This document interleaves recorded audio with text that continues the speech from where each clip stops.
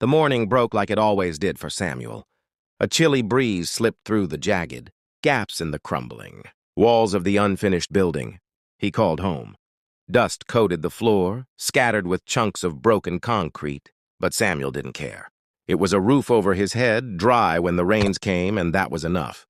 Wrapped in a thin, threadbare blanket, his mother's last gift to him, he stirred, his small body stretching like a kitten waking from a nap. The faint glow of dawn crept through a shattered window frame, barely warming the room. He rubbed his sleepy eyes and reached for the corner of his mat, where he'd hidden something precious, a crust of bread, wrapped in a tattered plastic bag. It was stale, tough as stone, but to Samuel it was a treasure. He'd scavenged it from the market yesterday after the vendors had packed up, leaving crumbs and chaos behind. His stomach rumbled, loud and impatient. Carefully, he broke off a tiny piece and chewed it slowly, savoring every bite, making sure not a single crumb fell. The streets had taught him early, food doesn't last unless you make it. As he ate, a sliver of sunlight spilled across the dusty floor, catching his eye. A small, fleeting smile touched his lips. "Good morning, Ma," he whispered to the empty air. Then silence swallowed him. His mother. The thought of her still cut deep, a wound only months old but raw as yesterday. Her voice echoed in his mind, her gentle laugh, her soft hands brushing his hair when he cried in the dark. "Sammy, eat. I'm not hungry," she'd say, her voice warm but strained. He'd believed her every time, too young to see the lie. She'd been starving herself so he could have the little they had. She worked tirelessly, washing clothes, sweeping floors, scrubbing muddy yards for strangers. They tossed her coins, sometimes nothing at all, but she never stopped. "You've got to eat, Sammy," she'd say, her eyes fierce with love. "You're my whole world." Samuel was only 7 when his world broke apart. He could still hear the doctor's weary voice, heavy with defeat. "It's treatable, but you don't have the money," Samuel had begged, tears streaming down his face. "Please, sir, save her." "We'll clean your floors, scrub your toilets when she's better." It started with sharp pains in her stomach, then a cough that wouldn't quit, then a fever that burned her from the inside. He clung to her frail hand as she lay on a hospital bed, her breathing shallow, her skin dull, her lips cracked. She tried to smile, but her eyes were so tired. "Please, doctor," Samuel had sobbed, pounding the reception desk with his small fists. "Don't let her die!" No one looked at him. They hurried past, too busy to care. Only one nurse paused, kneeling to hug him. "I'm so sorry, little one," she whispered. "We've done all we can. It's a stomach ulcer." "She's starving." Samuel's heart shattered. "You can't send her home like this." But they did. Her bed was taken, discharged, not because she was better, but because they couldn't pay. They went back to their tiny room with nothing but a bag of wilted herbs from a kind stranger. His mother, who once sang him lullabies and spun stories despite her exhaustion, could barely speak. Every move made her wince. That night, Samuel curled up beside her on their worn mat, listening to her faint breaths. He held her hand against his chest. "I'll take care of you, Ma, I swear," he whispered. But when dawn's light slipped through the broken window, something was wrong. "Ma!" he called, nudging her. No answer. "Ma!" He sat up, shaking her gently, then harder. "Wake up, please." Nothing. A sharp, broken cry tore from his throat, echoing in the silent room. She was gone. The only person who'd ever loved him, who'd given everything for him, lay lifeless beside him. That day, Samuel lost more than his mother. He lost his home, his safety, his warmth. But in that pain, a quiet fire sparked. Holding her cold hand one last time, he whispered through tears, "I'll be a doctor someday." "Ma!" No kid will lose their mom like this because of money. With no family, no home, no one to guide him, Samuel faced the streets alone, armed only with pain and a stubborn dream.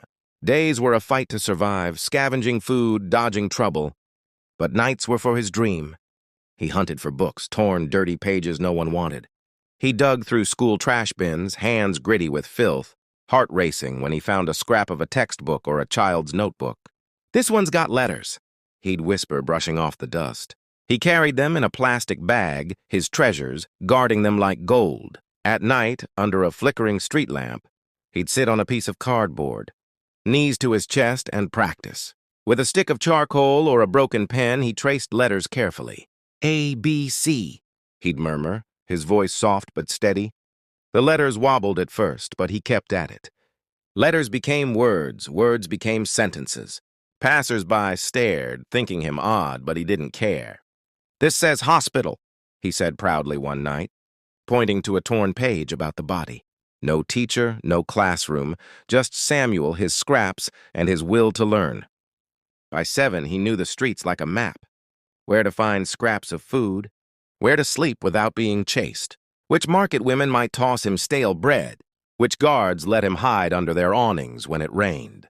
That morning, like always, he stepped into the dawn's orange glow. His oversized jacket, torn at one sleeve, hung loose on his small frame. His shorts, frayed and dusty, barely reached his knees. But his most precious possession was the faded crossbody bag. Slung over his shoulder, his mother's last gift. Inside were his treasures, broken pencils, 2 eraser stubs, and tattered notebooks with blank spaces he treated like gold. He touched the bag softly. "I'm still trying, Ma," he whispered. "I won't quit." With a deep breath, he started his walk to St. Mary's School. The streets buzzed, car horns blaring, people rushing past, some ignoring him, others casting pitying or wary glances. But Samuel had a purpose. After 20 minutes, he reached the tall, white fence of St. Mary's. Near the back was a broken section, just wide enough for a boy his size to slip through. He'd found it months ago. Checking for watchful eyes, he ducked and crawled through, moving like a shadow past the storage shed behind a mango tree to the back of Class 2B. He hugged his knees, watching the schoolyard quietly. Soon, yellow buses rolled in, spilling out children in crisp white shirts and blue shorts, their socks bright, their shoes polished. Samuel stared, feeling the gap between their world and his. He glanced at his dirty jacket, his bare feet, and sighed. As the students filed into class, he overheard them. "Ugh, I hate mornings," one girl groaned. A boy muttered, "I didn't do my homework. Mrs. Aide will scold me." Samuel blinked. "How can you forget something so precious?" he whispered. Then he heard it. "Stand!" "Good morning, Ma." The teacher had arrived. Edging closer to the window, silent as a mouse, Samuel listened. He couldn't see the board, but he didn't need to. The teacher's voice was his guide, clear and firm. He pictured every word, every number she described. Opening his notebook, he scribbled fast, each word a step toward his dream. "If you have 5 mangoes and give away 2, how many are left?" the teacher asked. Samuel's pencil moved. 5 minus 2 is 3. He smiled. "Subtraction," he whispered, proud. He wrote her next words. "Show your work, children. It's not just the answer, it's how you get there." His hands flew, turning sound into knowledge, trusting he'd understand it later under the street lamp. Every morning, Samuel found his spot by the window, clutching his pencil, dreaming of a desk inside. "What's it like?" he whispered to himself. "A clean uniform? A teacher who knows my name?" His heart ached as he watched the students, their books neat. Their hands raised, some giggling, others writing in fresh notebooks. The teacher paced, explaining math. Samuel couldn't see the board, but his ears caught every word, his mind painting the numbers. "If I were there," he murmured, "I'd sit up front, soaking it all in." He imagined friends passing notes, sharing snacks under the mango tree, laughing. The thought warmed him.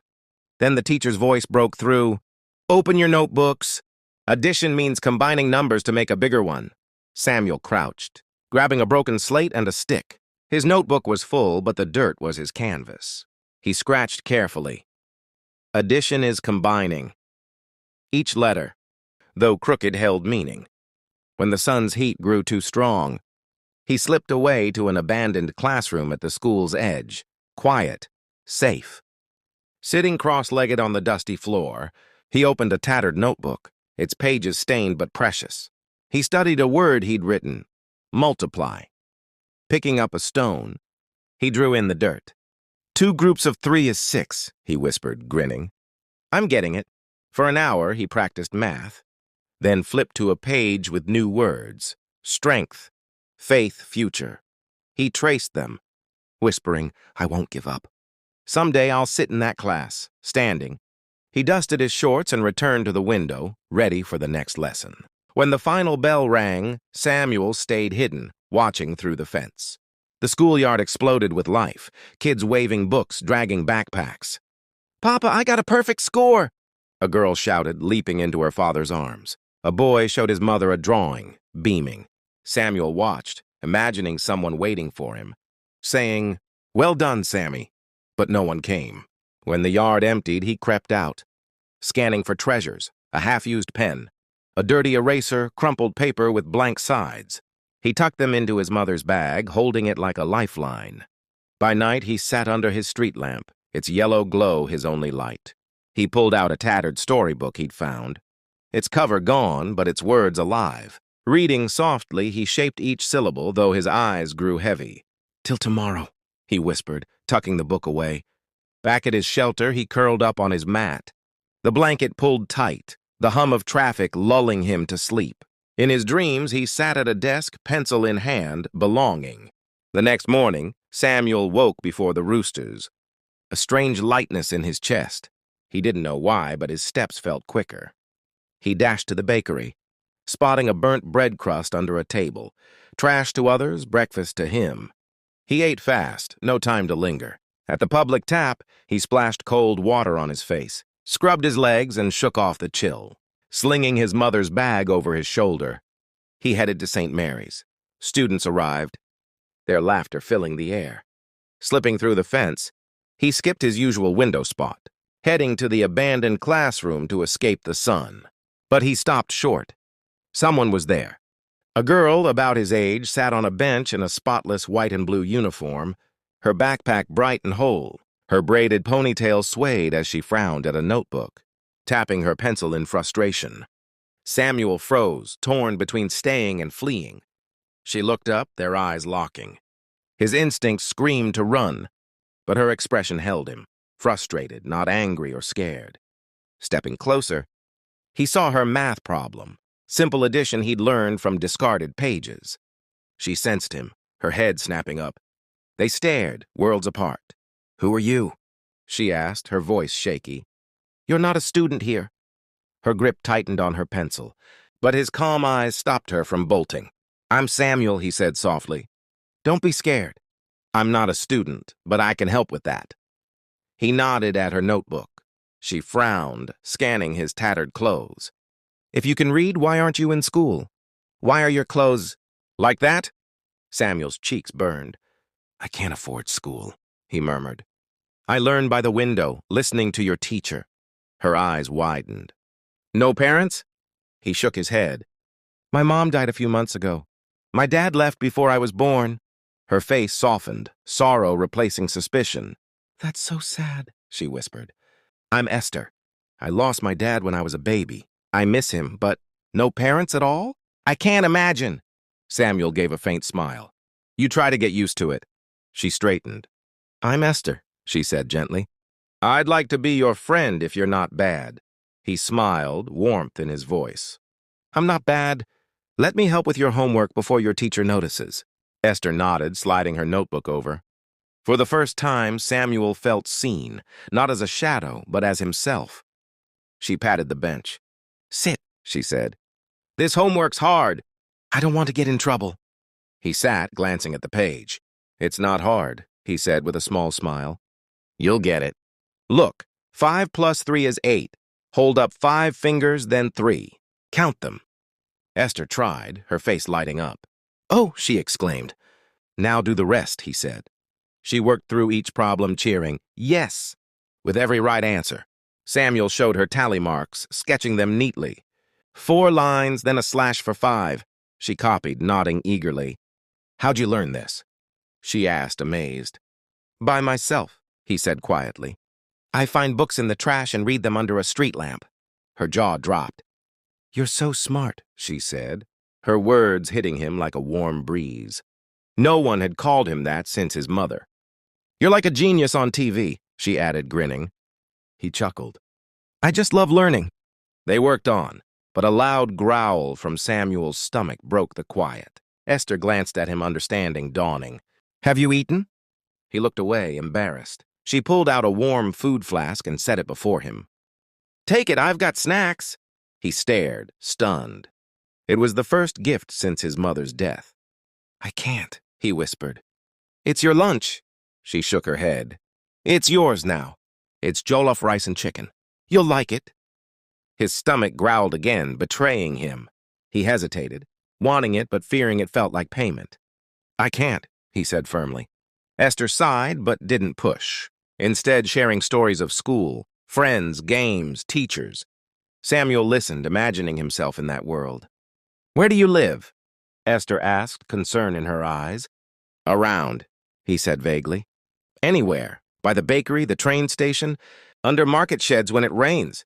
Her eyes softened, but footsteps interrupted, a sharp, quick clack. Mrs. Agnes appeared, her gaze locking on Samuel's ragged clothes. Who are you? She snapped. How did you get in here? Samuel froze, heart pounding, ready to run, but Esther grabbed his hand. Leave him alone, Mrs. Agnes, she said, voice trembling but firm. He's my friend. He's helping me, Mrs. Agnes scoffed. He's not allowed here. I'm taking him to the principal for trespassing. Samuel's stomach knotted. A ban would end his learning, his hope. He's not a stranger, Esther insisted. He's smart and kind. You have to hear him out. Before Mrs. Agnes could respond, a new voice cut in. Is something wrong? Esther's eyes lit up. Mama! A tall woman in a crisp white suit stepped in, her presence commanding yet warm. This was Mrs. Clara, Esther's mother. Her gaze swept the room, landing on Samuel. Mrs. Agnes spoke quickly. This boy snuck in. I'll handle it. But Esther stepped forward, still holding Samuel's hand. He's not bad, Mama. He taught me math better than my teacher. Please don't let them punish him. Mrs. Clara's eyes softened, studying Samuel without judgment. She turned to Mrs. Agnes. I'll take it from here, she said, firmly. Mrs. Agnes hesitated, then left with a reluctant nod. Now alone with Samuel and Esther, Mrs. Clara crouched down. Thank you, Samuel, for helping my daughter, she said warmly. Samuel's throat tightened. No adult had ever spoken to him like that. Esther piped up, Mama, let's take him to dinner. He's done so much. Samuel's heart raced. Dinner! It felt unreal. Mrs. Clara smiled at Esther's eagerness, then at Samuel. Please, Esther urged. It's my thank you. Samuel nodded, shy but warmed by her kindness. Mrs. Clara led them to the gate where a guard barked, Who's this? Pointing at Samuel. I've got this, Mrs. Clara said calmly, her authority silencing him. Outside, she smiled. So you're the famous Samuel who's teaching my daughter. He blushed. It's nothing, he murmured, but her words warmed him. They climbed into a sleek SUV, the leather seats foreign to Samuel's touch. At an elegant restaurant, the air smelled of spices and fresh bread. Plates arrived, jollof rice, a golden turkey leg. Samuel savored each bite, the flavors rich and new, eating slowly to hold on to the moment. As Esther chattered about school, Mrs. Clara leaned in. How'd you learn math so well, Samuel? He swallowed. My mom taught me a little. The rest I learned from trash books under a street lamp. Her eyes widened. And your mother? His voice faltered. She died, ulcer, a few months ago. Mrs. Clara touched his hair gently. I'm so sorry, he nodded, eating quietly. Your father? Left before I was born, her brows furrowed. You live alone? On the streets, he said simply. I know where to sleep, where to find food. She shook her head, stunned.